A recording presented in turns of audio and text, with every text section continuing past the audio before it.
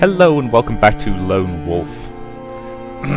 The Shanty Halls, Chapter 1. Limbs still heavy and body aching from your battle with the massive Gorgons, you have emerged through the portal. As you approach the shadows of a ruined temple, you are awed by its age and majesty in equal measure. Leandra, standing beside you, feels the same way. Her brow is creased with anxiety, and she stares upon the ruins. "This place," she tells you in a hushed voice. "There have been legends about this place, and of the Shanty who built it for as long as anyone in Rockstam can remember." Leandra appears into the darkness as she speaks. "For centuries, some-unrelenting adventurers have come to the sunken forest in hope of finding the main entrance to the lost temple to the Shanty. From time to time, a villager could be persuaded to guide them through the forest to the temple ruins, but none of my kinfolk would ever dare to venture further." She holds you with a steely gaze as she utters a chilling warning. "Now you must be extra careful, Lone Wolf. None of the adventurers who have entered the temple has ever been seen again." You steel yourself for the journey ahead. This place is a focus of immense spiritual power. Its energy hangs heavy around you, soaking in its charged atmosphere. You detect the smell of ozone, like that which follows a violent electrical storm. Your attention is caught by nearby sounds of another sort, physical noises that are coming from the portal that brought you here. Standing on the forest side of the gateway, you see a familiar pack of mountain wolves. Their alpha leader, a kindred spirit you know well, gazes up at you, and instantly your minds meld. You sense that this place is anathema to his pack followers. Where you go now, you must go without them. One by one, the wolves slip away into the distant trees until only the leader remains. His gaze is soulful and expressive, and you feel your bond with him now is stronger than ever. Despite his pack's loathing of the temple, you sense that when you need him most, he will come. Always.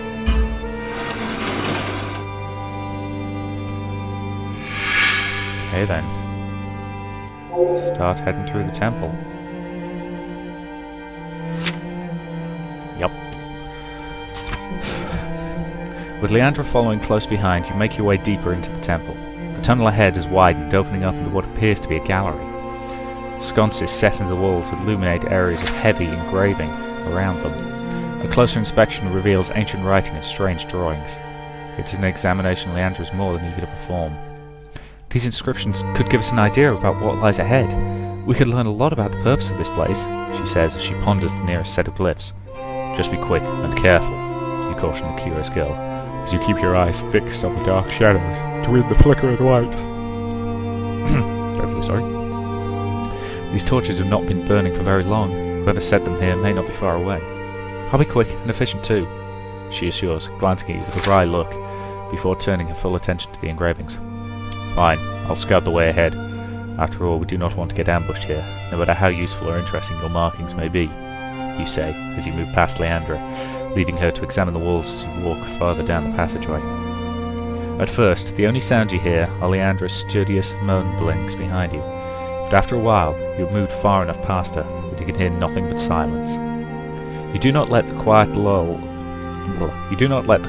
you into complacency. Where the forces of the Darklands are concerned, things can change for the worse very quickly. Your intuition proves tragically correct when you hear low-pitched, rough, guttural voices in the distance. There are several figures moving in the darkness, and they are coming in your direction with haste. You hear breathless rafts, mixed with deep and harsh voices that leave you in no doubt as to who is to approaching. It's a war party of geeks and Drakarim.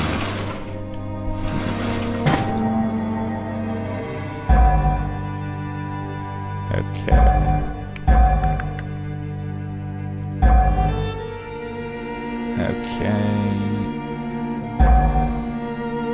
Let's use the slippery floor, I think.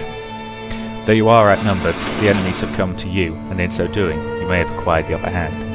Looking across the floor, you see several puddles glimmering in the torchlight. The ceiling of the tunnel has been leaking, leaving sections of slick stone that you can turn to your advantage. You can hear the geeks and the Drakarim talk about Breadfang. They are unaware of his demise, and as they approach, you dart out of the shadows and move into their sight, positioning yourself so that some of these puddles are between you and the enemies. "Gas! Ochak! Ik! Seg!" you roar, calling the lot of them a pack of whimpering pups. The insult enrages them and they come rushing towards you with their weapons drawn. They only manage a few steps before they run straight through the water and lose their footing, skidding and falling to the ground in a chaotic mess. Seizing the initiative, leap upon them and attack. Ah, logic of cartoons, don't fail me now.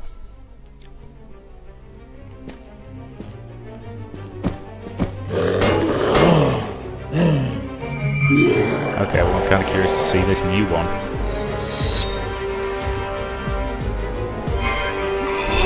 To the ground, and charge. Oh, that is quite damaging. That is officially a very nice move. Quick attack. Finish him. I do need to level up quick attack a little bit more. Or master it, rather.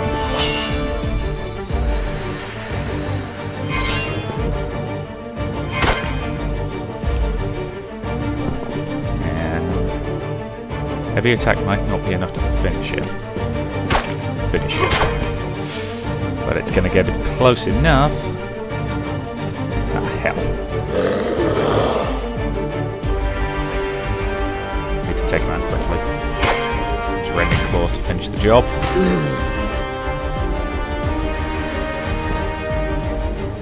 You, I'm going to have to fight next turn. So let's turtle up. Bring it. Ah, hell.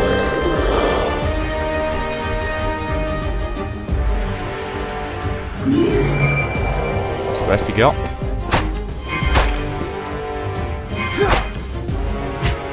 And I can finish him very happily with a quick attack. Dead. Next. Okay. So that goes to 500.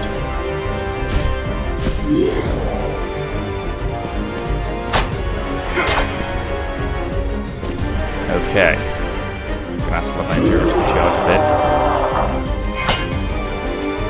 Okay, good parry.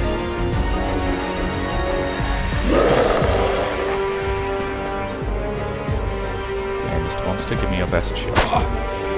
Call that your best shot? Cool. I don't know. Nah, don't get cocky, Richard. Especially not after your battle against Red Fang. Bollocks. See, this is what happens when I get cocky.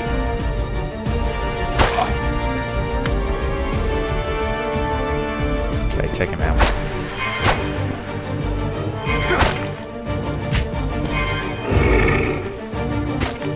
Okay. Pretty straightforward fight. Lost a bit of health, quite a lot of stamina, but stamina does at least recover very quickly. Also got a whole bunch of potions and things that restore stamina that I barely ever use. Yeah, some more mana potions. Ooh, some broth. Love a broth. Leandra catches up with you shortly afterwards. Apparently the girl has been lucky. Her curiosity had driven her away from the main tunnel, and the enemy had unwittingly passed her by. She does not seem to care very much about the near miss, for she is consumed with excitement by something that she has discovered. I found an impressive bas-relief. I'm sure it can tell us something valuable about the temple. Come, I'll show you. Leandra leads you to a side chamber, and the bas-relief occupies most of a wall that you would not have readily spotted in the pitch darkness. She points at the top left portion of the depiction at a group of humanoid figures. They resemble craftsmen at work. Are they stone carvers? It looks like they're chiseling small cubes of stone. Leandra seems to know the answer. I think those are crystals, not stones. When I studied the cube, I found I finally managed to remove a facet, and a crystal shaped like that was what I found inside. Look here. She moves her finger to the top right part of the bas-relief. More of these figures, and they're holding cubes in their hands. That might be what they were doing here, crafting the cubes. But it seems as though they were also busy with something else, you say, as you look at what lies below these artisan scenes. The lowest part of the bas-relief has been damaged by time and moisture, but you can still recognise the chilling scenes depicted here. They are macabre scenes of death and torture. Maybe these are warnings for trespassers like us, ponders Leandra, her enthusiasm fast waning. Or maybe they are more than just a warning. Could this be a record of what happened in this temple in days gone by? There's nothing There's nothing to be gained by such conjecture, he replied tersely. There is no point us dwelling on their fate. We must push on, regardless of who they were, and of what befell them. Can I meditate here? Yes, I can. This is a safe place to meditate. Good. Might as well do it then and restore my endurance.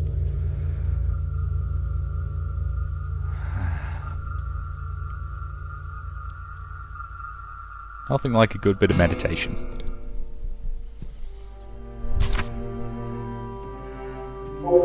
Now let's move on to the loot storage area. Ooh, might get some good gear. You have entered a large, dark chamber filled with piles of material. There are broken crates, split leather sacks, and mountains of metal in both ore and ingot form. This is where the geeks have been warehousing the objects looted from Rockstar.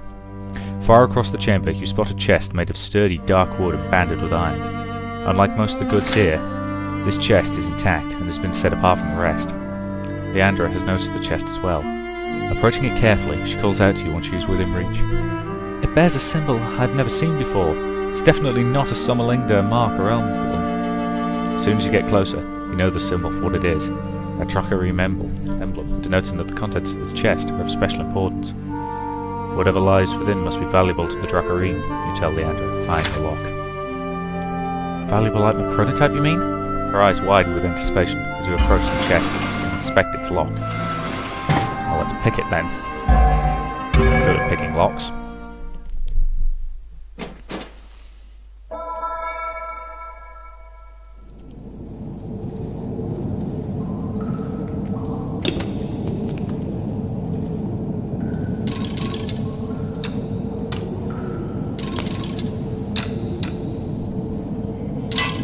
Dang it.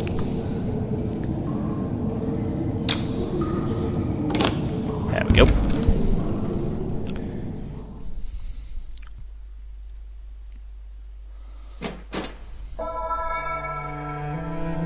Picking the lock successfully has left the contents of this Dracarim chest intact. Unfortunately, there is no prototype here to be found. Leandra is disappointed, but readily she can see why the Dracarim cared enough to mark this chest as special. It contains powerful potions that can change the tide of a battle. As she inspects the vials, your eye is caught by a bundle of geek hide. When you unfold it, you reveal the work of the Rockstar armour contained within. Ooh. That's a rather swishy sounding sword.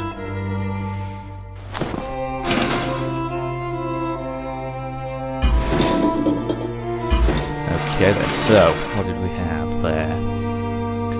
270 to 338. Yup, a lot better than that. Yes, I'm going to do that, and I'm going to do that. How's that look now? That's another slightly curvy sword. Game designers obviously liked their slightly curvy swords. That's okay, you can do all sorts of interesting things with curvy swords, but...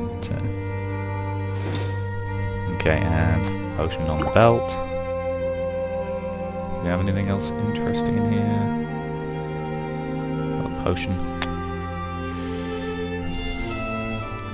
You can tell I just don't use mana potions much. I could do with a chance to RTB and improve some of this stuff. I can't remember, are you? Yeah, you are maxed out rank.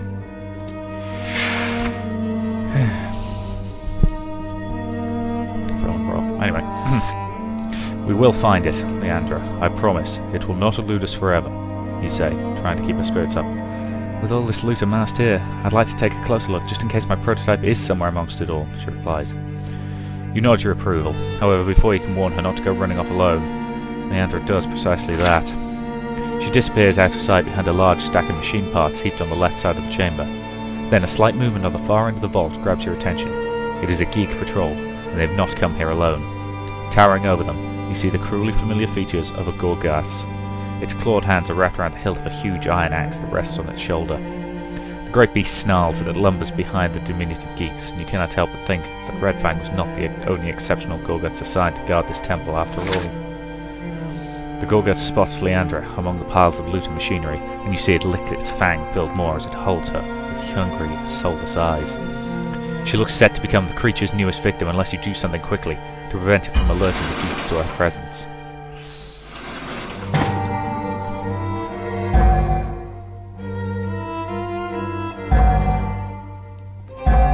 I am going to use my psychic abilities.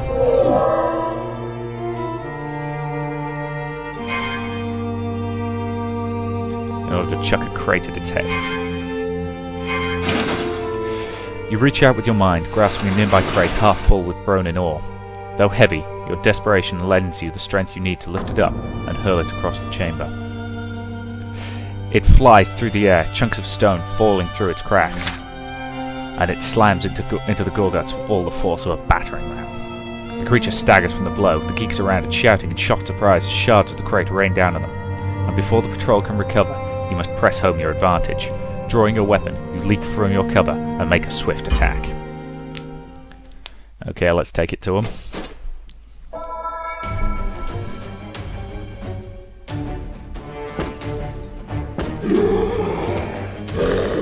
My nice, shiny new curvy sword.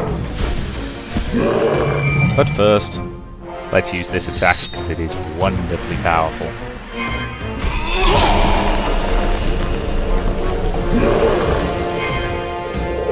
Yep. Kill one of them utterly? Yeah. I was hoping it would, but oh well. How badly injured are they? Pretty badly injured. Quick strike. Damn it! Stupid dodgy git.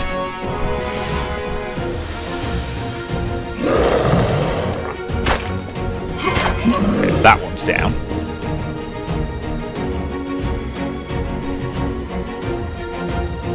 Dang it. I killed him before he got that potion down his neck. Might have... Admittedly, this new sword is pretty good, so...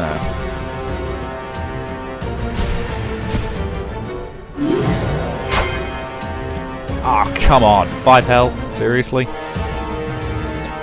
Bugger all I can do about him this turn, so... Turtling time. Hopefully he's mostly disabled, so that should reduce his ability to fight significantly, and I can kill him with a quick attack next turn. Oh, what the hell is that attack?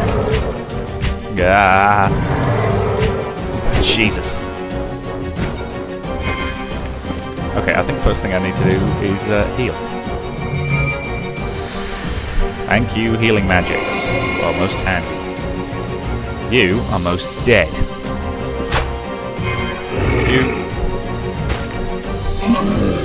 That restores a hell of a lot of mana, I've got to say. Mr. Wolf Friend, I could do with your assistance. You have proved spectacularly loyal and faithful. Now attack this giant creature that's quite a lot bigger than you are. I mean, I know wolves are certainly capable of taking on prey larger than themselves, but that's usually because they're pack hunters. So they can pull off things like that. Come on.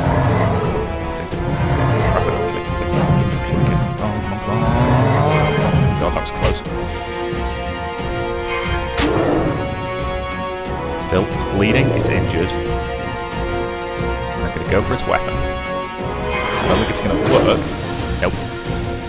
But it did get in at least a little bit of damage. I'm not going to waste a bolt on it. Seriously, how can you not avoid that attack given how telegraphed it is?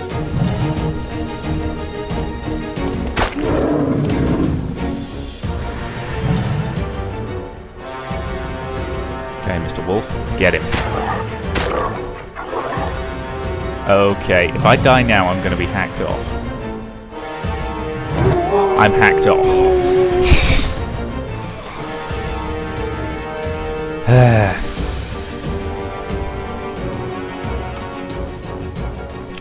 Knew I should have drunk a potion before my turn ended.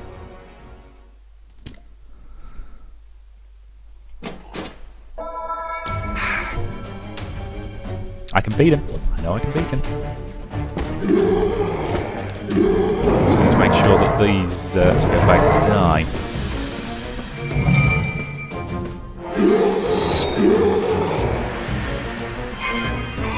love the fact at no point does he actually hit anybody with this sword unless he's stabbing them to death. In that, you know, he basically does things like wave it at them and they just get hit with heavenly bolts of fire. Right, you are dead. You are dead.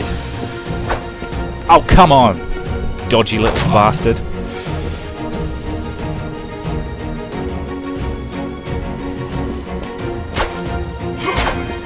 "12 health. 12 goddamn health." Alright, it's a waste of a crossbow bolt, but screw it.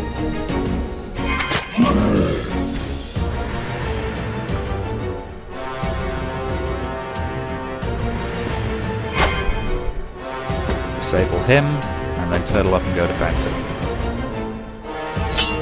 Possibly should have hit him with a quick strike first, but oh well. Okay, quick strike.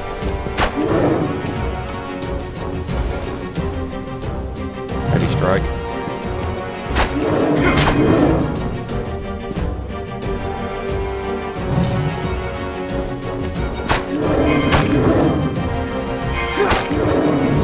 Multiple strikes. Old friend. Get him.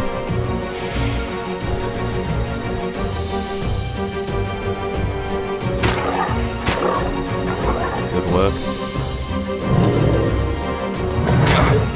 Oh. Come on! Oh, that was cheap. That fight, let's face it, that fight was mine until it throws out a bloody super move. Urgh. This might start to become aggravating at this rate.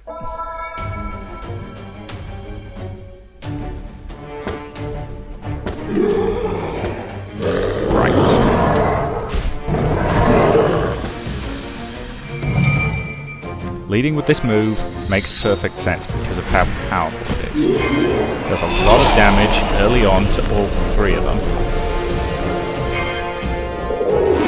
But I do need to take those two guys out as quickly as possible.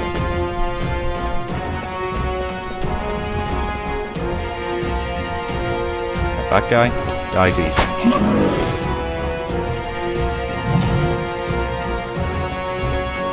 This guy, heavy strike.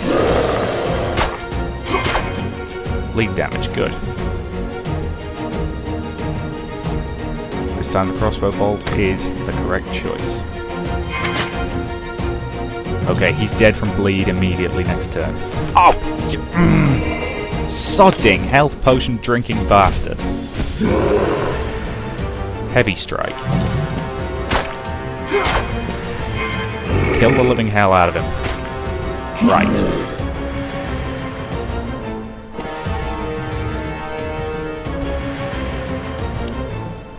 Rending claws on him. Go for his legs. Go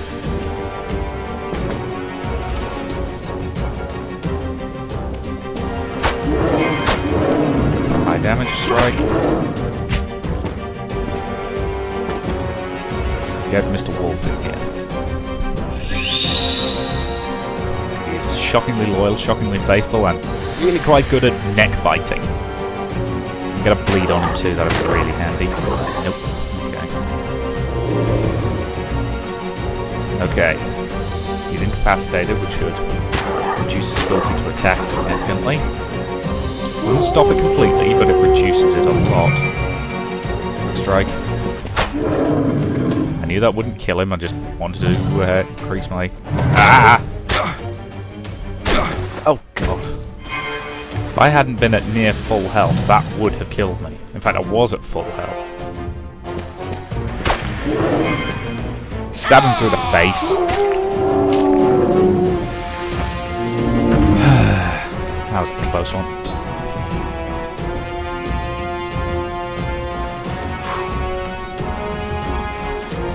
Thank you, my friend.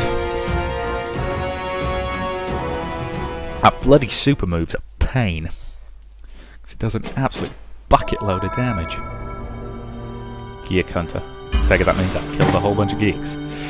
Oh, thank God for more health potions. Finest throwing knives. Cool. I'm not going to use them, but nice to have them. Right, potions. More of those, please. And I am going to drink my broth.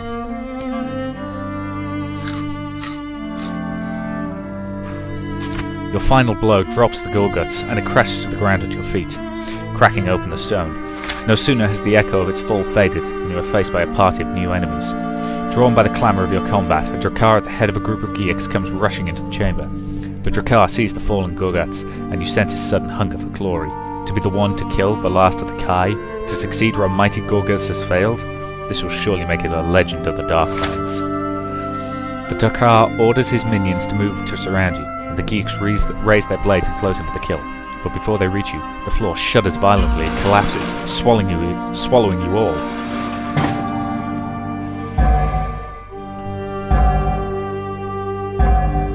Okay, so it looks like I'm going for the you hang on to the edge of the breach to avoid it. Oh boy. Come on.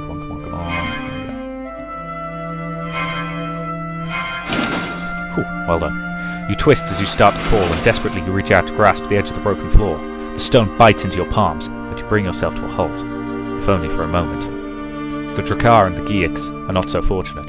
They all plunge into a chamber below that is now heaped with the remains of its collapsed ceiling. You look down and see the bodies of the enemy lying among the debris. To your disappointment, the fall has not proved fatal for most of them. The floor is crumbling beneath your grasp. Knowing that it will never support you long enough to pull yourself up, you look at the Geeks below and pick your target. Then, you let slip your grip. You plummet down onto the back of the Geek, and it crumbles with a shock of impact, cushioning your landing considerably. The impact snaps the Geek's neck, and it dies instantly. Your dramatic arrival does not go unnoticed, and the Drakkar bellows an order to the shaken Geeks, commanding them to attack. Only a few respond readily to his order, the others too disorientated to comply. You seize the advantage of their disorder and strike first. That's why I'm currently using superior crossbow bolts. Okay, let's do this fight. I'm hoping this won't be a long fight, purely because we're up to 27.5 minutes on this part. Hello, ugly. Would you like to meet my swanky silver sword? It's quite swanky.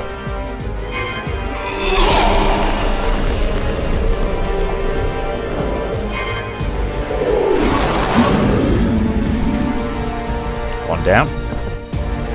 One quite badly wounded. Actually, how badly wounded?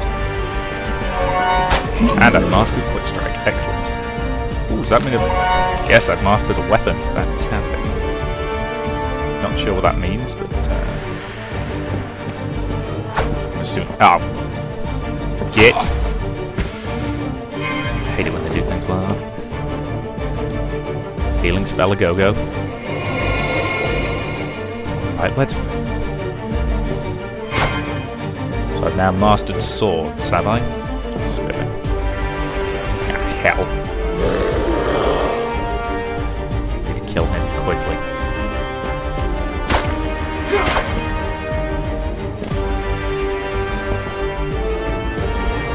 I'm gonna rent his weapon.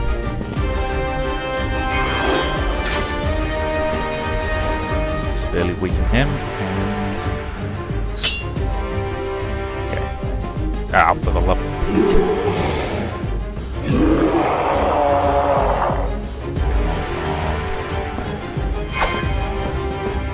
Counter attack. Strike. One good heavy hit and he's dead.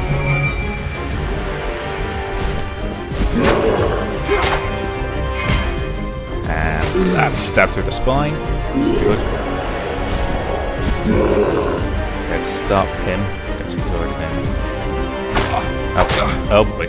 Might have to drink those bloody potions.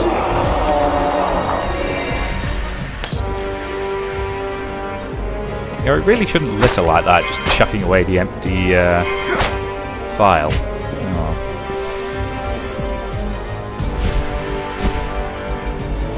Heavy strike.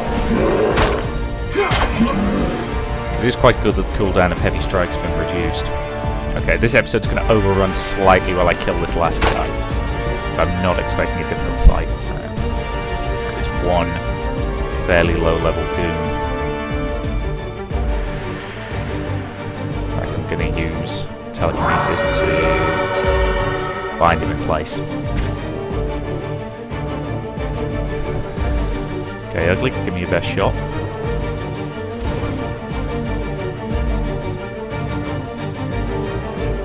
Just need to regenerate. Dodge and counter.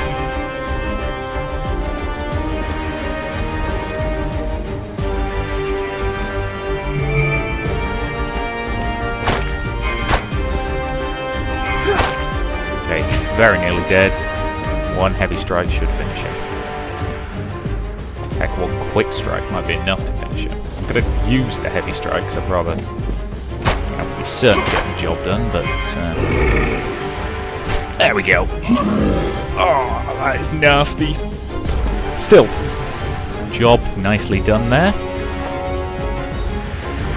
Whew. Yay. Right. That, to me, seems like a pretty good point to end this video. Swordmaster. Sword is your main weapon. You have a greater chance of landing a crit on the enemy. Okay. So, as I say, that to me seems like an excellent point to end this video, so I will say thank you very much for watching, and I'll see you in the next part.